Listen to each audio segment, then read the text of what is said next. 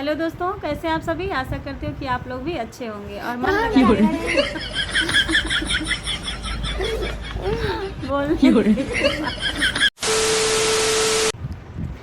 दोस्तों आ गया था बदमाश बेटा, मुझे डिस्टर्ब करने लगा। एक तो 2 दिन से वैसे ही दिमाग डिस्टर्ब है कि घर में कुछ अचानक अगर घटना घट जाती है तो दिमाग पूरा दिन डिस्टर्ब रहता है, चाहे वो रिश्तेदारी में हो या किसी कहीं से भी। अगर आप आदमी सुन लेता है तो अगर देख लिया है उस इंसान को, अगर उस इंसान के साथ कोई घटना घट जाती है तो फिर वो चीज़ें हमारे दिमाग में सेट हो जाती हैं और 24 घंटा वही चीज़ हमारे दिमाग में, जैसे कहते हैं ना, गूंजता है कि और वही दृश्य आँखों के सामने दिखाई देता है।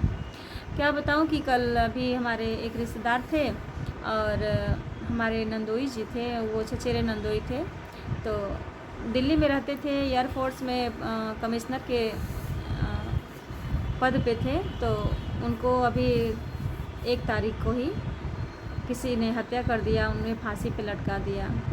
अब और सुसाइड नोट भी उनके जेब में डाल दिया कि हाँ ये सुसाइड नोट है, उन्होंने अपने किया। तो वही चीज़ें अब जब से सुन गए हैं तो दिमाग पे वही चीज़ें चल रहा है, किसी काम में मन नहीं लग रहा है कि पता नहीं भगवान क्या लिखे हैं इस दुनिया में, कब किसी के साथ क्या हो जाएगा कोई नहीं जानता।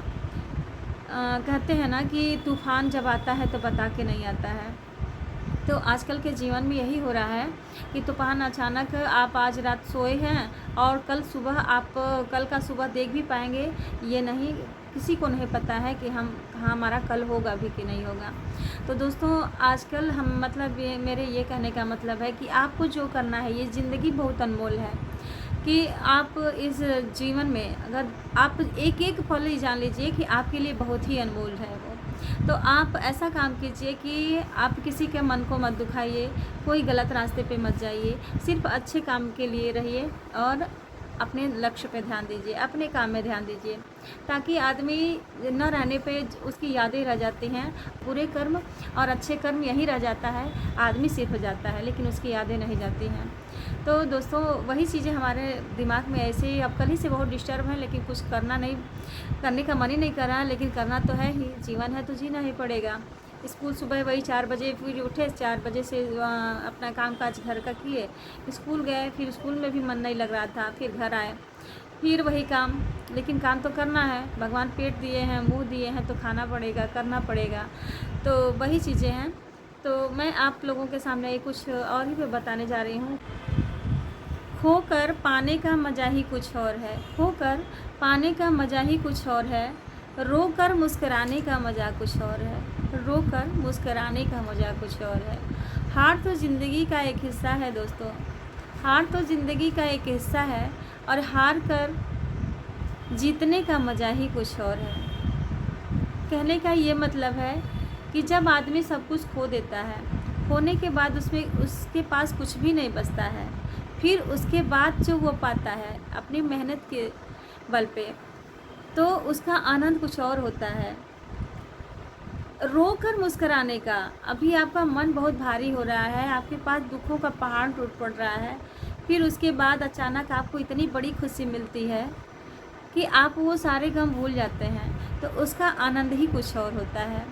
और हार तो ज़िंदगी का एक हिस्सा है, हार और जीत दो हमारे ज़िंदगी के ही पहलू हैं, तो हार और जीत तो लगा ही रहता है। तो कहने का ये मतलब है कि आप अपने भविष्य के बारे में ना सोचिए, भूत भविष्य के बारे में मत सोचिए, आप अपना दिमाग जो है वर्तमान काल पे लगाइए, जो वर्तमान में आपके साथ हो रहा है उस पर ध्यान दीजिए और बाकी चिंता छोड़ दीजिए, क्योंकि आपका चिंता करने वाला ऊपर वाला है और वही आपको सही रास्ता दिखाएगा। दोस्तों मेरे कहने का ये मतलब है कि अगर आप सही रास्ते पे रहेंगे तो भगवान भी आपका साथ देंगे।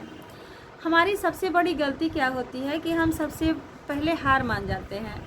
कोई भी चीज़ करने से पहले, मान लीजिए आप कोई भी काम करने जा रहे हैं तो पहले वो काम जो है बहुत असंभव लगता है, फिर धीरे धीरे वो काम करते करते वो आसान हो जाता है, हमारे लिए संभव हो जाता है। तो कोई भी काम कठिन नहीं होता, सिर्फ करने की बात है। आप अगर उसे सरल बनाएंगे तो वो उस काम जो है सरल बन जाएगा, आपके लिए कोई कठिनाइयाँ नहीं रहेंगे।